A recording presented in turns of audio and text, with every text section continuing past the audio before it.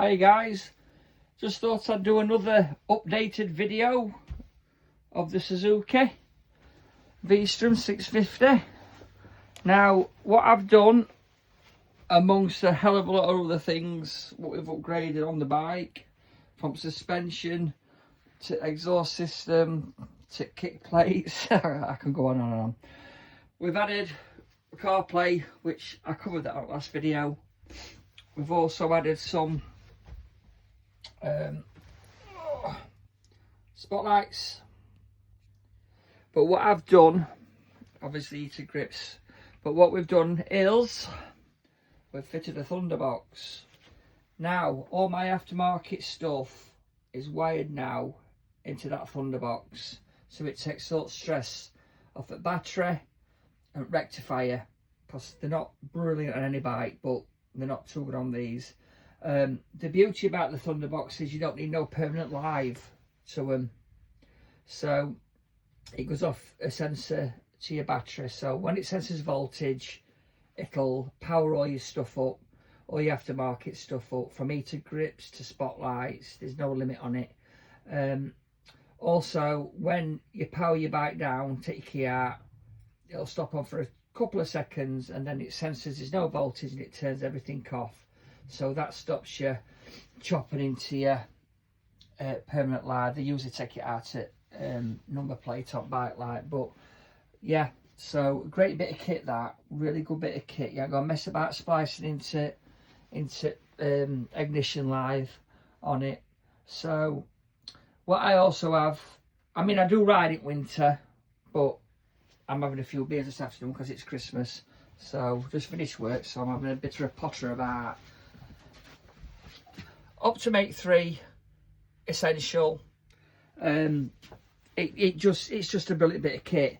It keeps all your battery, health checks your battery, charges your battery, keeps it all up and running. Now I've got this one just on prongs because, as I say, I use this all the time. So what the Thunderbox doesn't like though, it doesn't like that plugging in. That's why I'm not going to use the lead what attaches to it back permanently on Suzuki. And I disconnect the Thunderbox whilst I'm charging battery. On Kawasaki I've got another Optimate 3, and then if you look there, there's a lead what fastens to bike, fastens to battery permanently, and I just plug it in when I'm not using it. When this don't get used through summer, through winter, sorry. I only go out on this in summer. But yeah, good bit of kit, them Optimate 3s. If I call it an Optimax, you'll have to excuse me, but it's like I've said, they're on offer now at minute. Great bit of kit they are. Keeps your battery in top order, why it's not being used as much.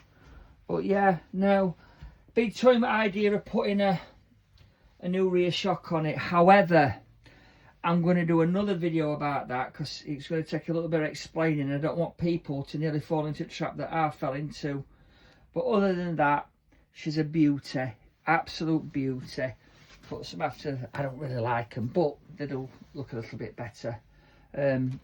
But it's like I've said with them, they're a brilliant bike, basic. They're just a great bike. I throw all sorts at this, from trail riding to green laning to touring. It just does everything that you throw at it, and it puts a smile on your face. If I could get a slightly less noisier can, I would do, but I don't think there's any out there, to be honest with you. But it does sound well. But after, especially when you're touring, after a good 4, 5, 6 hours in seat, it drives you fucking mad, to be honest with you. But other than that, cool cover, seat makes the world of difference. I got that on offer on Black Friday. It was 60 quid from 70. I got rid of old one, which is there. But with the feel of that, I've had my money's worth out in it. That one's much thicker. And you can sit in that all day and you'll not get arseache on it. So, but yeah, I service this every 3,000 mile. It's in tip-top condition. We do all lubricants and coolant every year. I know a lot of people turn around and say that's a bit overkill, but the bike's never let me down once. So, but yeah, so I just thought I'd give you a quick update on that. Merry Christmas, everyone.